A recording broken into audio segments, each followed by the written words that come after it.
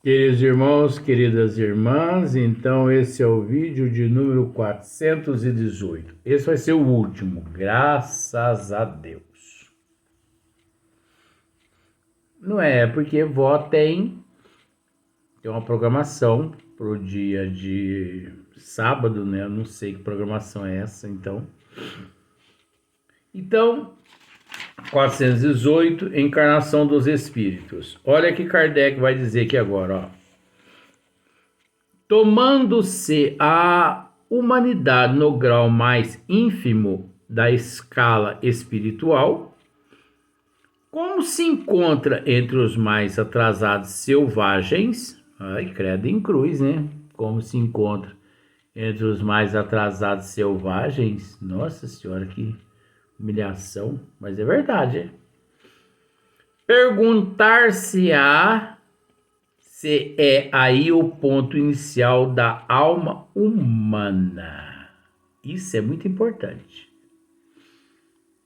Onde encontra, apagaram o holofote agora, onde encontra-se o princípio da alma humana? Na opinião de alguns filósofos espiritualistas, agora veja bem, na opinião, a gente respeita, mas não é bem clara, não é? Opinião é como se fosse uma hipótese. Então, na opinião de alguns filósofos espiritualistas, o princípio inteligente, o espírito, distinto do princípio material, não tem nada a ver com o princípio material. Porque nós sabemos que existe o princípio material, que é o princípio orgânico, né? Então existe o princípio orgânico, o princípio inorgânico, e no princípio orgânico existe os corpos orgânicos, existe os animais e existe as plantas. Então, o princípio inteligente distinto do princípio material, distinto quer dizer não tem nada a ver, se individualiza e elabora passando pelos diversos graus da animalidade, né? Aí quer dizer, o princípio espiritual ele se individualiza estagiando em todos os reinos,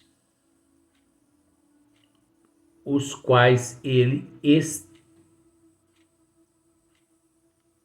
estagia, né? Então, o princípio espiritual ele estagia em todos os reinos. Então, ele se individualiza e elabora passando pelos diversos graus da animalidade. É aí que a alma se ensaia para a vida.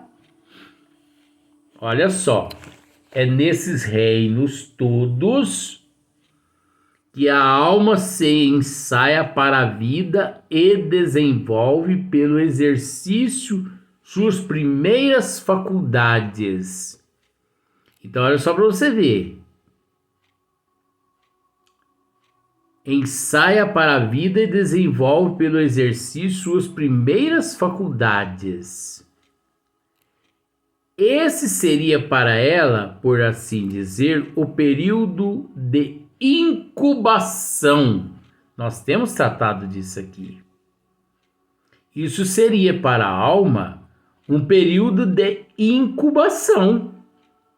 Chegada ao grau de desenvolvimento que esse estado comporta, ela recebe as faculdades especiais que constituem a alma humana.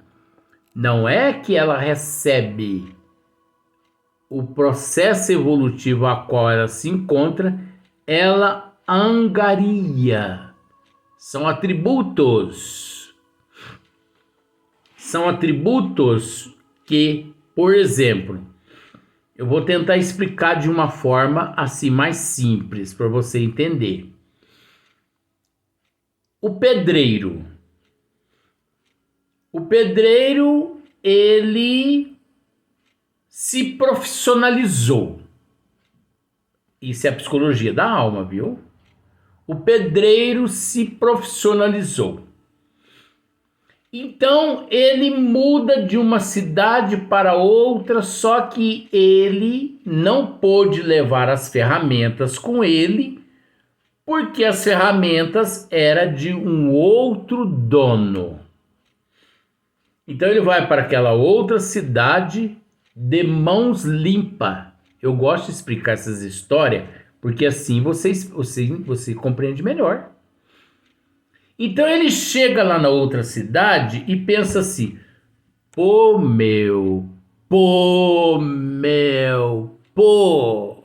né? Eu sou um excelente pedreiro, meu.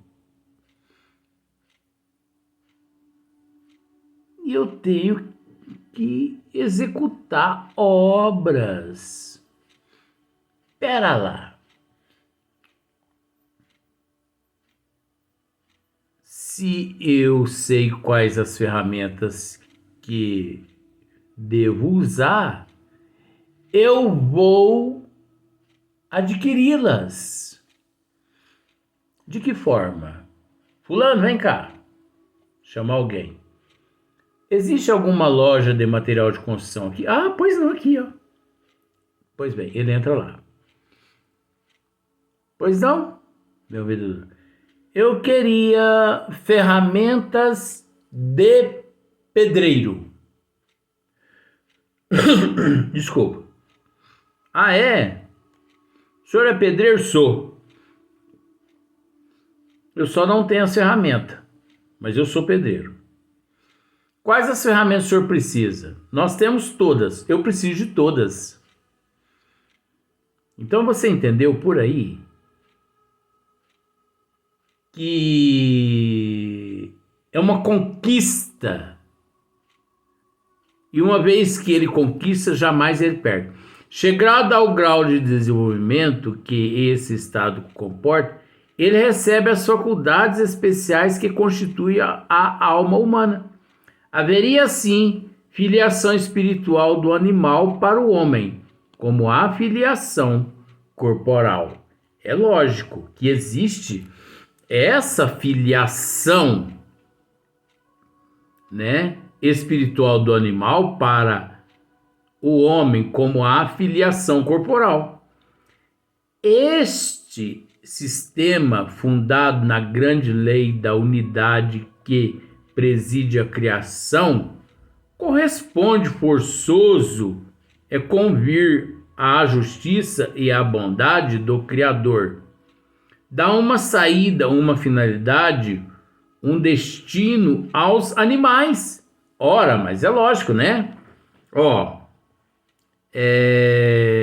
Dá uma saída, uma finalidade, um destino aos animais, que deixa então de formar uma categoria de seres deserdados para terem no futuro que lhes está reservado uma compensação a seu sofrimento, porque tudo encontra-se em processo de evolução.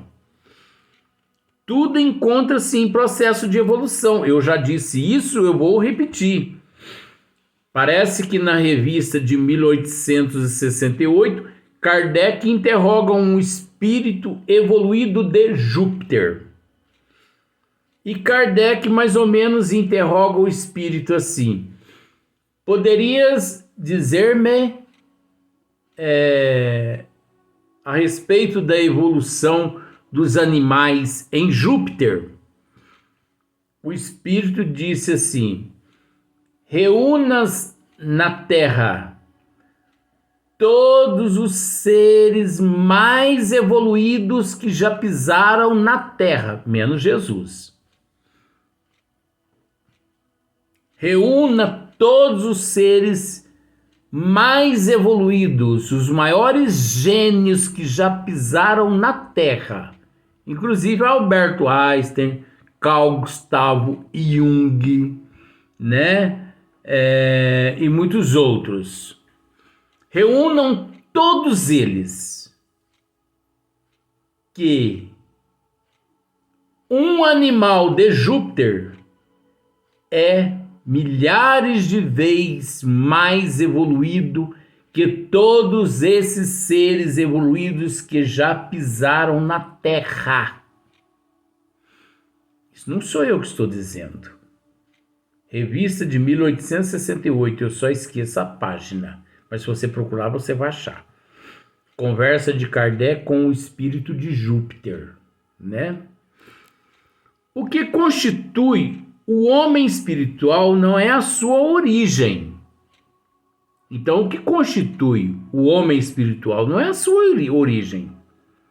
São os atributos especiais de que ele se apresenta dotado ao entrar na harmonia de atributos que o transformam, tornando-o um ser distinto, diferente. Como o fruto saboroso é distinto da raiz amarga, não é? O fruto saboroso não é distinto da raiz amarga que lhe deu origem. Por haver passado pela fieira da animalidade, o homem não deixa de ser homem. Não seria animal, como o fruto não é a raiz, como o sábio não é o feto informe que o pôs no mundo. Mas este sistema levanta múltiplas questões cujos prós e contras não é oportuno discutir aqui, como não o é o exame das diferentes hipóteses que se tem formulado sobre este assunto. Sem, pois, pesquisarmos a origem do espírito, sem procurarmos conhecer as fieiras pelas quais haja ele porventura passado, tomamo-lo ao entrar na humanidade no ponto em que, dotado de senso moral e de livre-arbítrio, começa a pesar-lhe a responsabilidade de seus atos. Então você observa que até aqui Kardec ele está fazendo um comentário que no princípio da questão de número 28, ele da seguinte forma começou: na opinião de alguns filósofos espiritualistas. Quer dizer, aqui ele está expondo a opinião de alguns filósofos espiritualistas, que é preciso respeitar a opinião dos sistemas. É preciso respeitar, mas o espiritismo não se detém nestas filosofias. O espiritismo não se detém nestas opiniões. Acenderam agora. O espiritismo não se detém aí. Tanto é que ele aqui agora disse, olha só Kardec disse, pois pesquisarmos a origem do espírito, sem procurarmos conhecer as fieiras pelas quais haja porventura passado, tomamo-lo ao entrar na humanidade no ponto em que, dotado de senso moral, de livre arbítrio, começa a pesar-lhe a responsabilidade dos seus atos. Você viu que já modificou já. né? Já modificou as opiniões dos filósofos espiritualistas. A obrigação que tem o espírito encarnado de prover ao alimento do corpo, à sua segurança, ao seu bem-estar, o força a empregar suas faculdades em em investigações, a exercitá-las e desenvolvê-las. E é lógico, né, que a necessidade, eu vou usar da seguinte forma, aqui mais ou menos é assim, a necessidade leva o milho da pipoca pular para fora da panela. Porque o calor ali na sua bundinha de pipoca tá tão forte que ela pula para fora. Porque se ela não pula, ela se queima. É a mesma coisa, olha aqui, ó. A obrigação que tem o espírito encarnado de prover, né, ao alimento do corpo, à sua segurança, ao seu bem-estar, o força a empregar suas faculdades em investigações, a exercitá-las e desenvolvê-las. O indivíduo automaticamente se transforma num cientista, num pesquisador, num analista, né? Num analítico, num analista. Ele começa a analisar tudo, pesquisar tudo. Então, ele está com fome, de sede, de alimento e de água. Tudo que ele vê, ele leva ao espelho de um microscópio e ele estuda para ver se aqueles alimentos possuem propriedades condizentes às tuas necessidades, tanto no sustento orgânico quanto no sustento espiritual. Útil, portanto, ao seu adiantamento é a sua união com a matéria, né? Isso é útil. Daí o constituir uma necessidade a encarnação. Então, a encarnação é uma necessidade.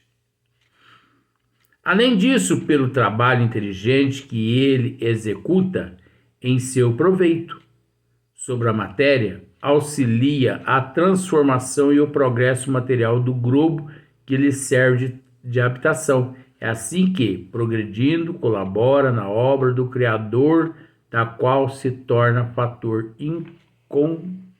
inconsciente. Às vezes as pessoas podem perguntar assim, mas existe de fato necessidade de que o princípio inteligente ele passe pela fieira da reencarnação? Ele não podia, ali no princípio inteligente, quando foi criado simples e ignorante, dali mesmo alçar voo na direção do Criador? É óbvio que não. Por quê? Porque Deus deu, ou melhor, vou usar presente, Deus dá a todos o mesmo direito. Porque para Deus ninguém é melhor. Então, que mérito teria aquele que, ao acabar de ser criado por Deus, já ascendesse às dimensões mais evoluídas? Ele não fez por merecer, não se esforçou em momento algum. E nós não podemos esquecer que Deus, a inteligência suprema, a causa primeira de todas as coisas, ele delega e deseja que todos conquiste por conta própria. Por mais que ele nos fornece todos os elementos, os quais, ao usufruirmos, todos nós nos elevamos na hierarquia evolutiva. É o mérito próprio nosso, é o nosso esforço, é o atributo o qual todos nós amealhamos. Se Deus quisesse, ele podia, ele não precisaria nos criar nem simples e ignorante, já nos criaria evoluído. Mas que mérito haveríamos de ter?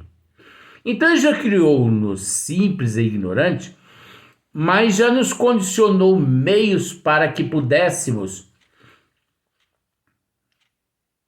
trilhar todos os reinos, e cada vez trilhando todos os reinos, no mineral nós conquistamos atributos, merecimento. No vegetal nós adquirimos mais experiência, mais ferramenta, mais instrumento que nos favoreça a adentrar o reino animal mais fortalecido, que depois no reino animal nós adentramos ao reino animal mais capacitados ainda, com maiores ferramentas ainda por nós mesmos adquiridas, você entendeu? Então, seria a mesma coisa. Deus nos fornece todos os elementos. Então chega o momento em que a necessidade bota a nossa inteligência para funcionar, bota a nossa consciência, a nossa inteligência para funcionar. Por exemplo, você tá ali igualzinho um chimpanzé no reino hominal, e vem à sua cabeça a vontade de comer um bolo. Vamos por aí, só para você entender. E você olha assim, tem uma roça de milho. Eu estou simplificando para ficar mais fácil, porque está acabando o vídeo. Você vê o milho.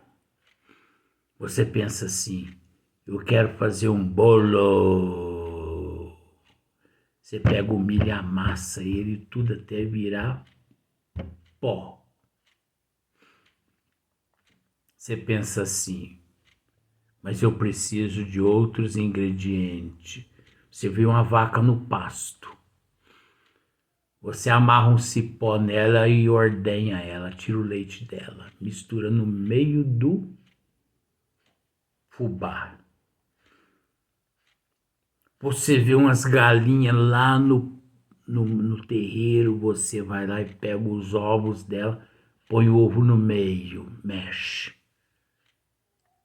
Aí você não tem açúcar, você vê umas canas, aí você vai, pega aquelas canas e torce ela, faz aquele caldo de cana, põe no meio daquela bagunça, tudo fica doce. Você entendeu? Aí não vai ficar lá um bolo 100%, porque está no princípio o bolo. Você pega, põe uma bandeja assim em cima de um fogareiro, de umas brasas, e põe aquela massa lá em cima. Nem é forma, é uma massa, em cima de uma tampa. E depois de uma meia hora, 40 minutos, aquele negócio ali tá cheirando gostoso, e você come aquilo, ele dá uma azia danada, mas começa ali. Entendeu? A pessoa começa a raciocinar. Só que dali em diante, você começa a melhorar mais a situação.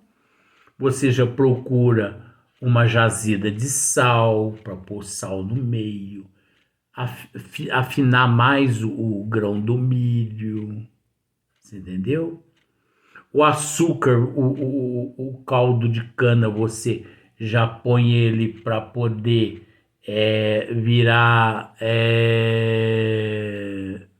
rapadura. Aí você já não põe caldo de cana, você já põe rapadura ali no meio. E assim, você entendeu? Você vai amealhando atributos daqui, atributos dali. E daí a pouco chega até ao ponto da internet. Daí a pouco a pessoa vai até no submarino lá ver o Titanic. Pum! Nós já explicamos isso no primeiro vídeo, né? Acho que muitas pessoas não entendeu o significado da morte dessas pessoas no Titanic, né? Vai no primeiro vídeo que nós explicamos lá o que Vó disse, o que essas pessoas fizeram na época do Titanic para vir morrer agora na ida até os destroça 4.000 metros de profundidade. Relata de novo, Luiz. Não. Leia o primeiro, assista o primeiro vídeo. Até amanhã.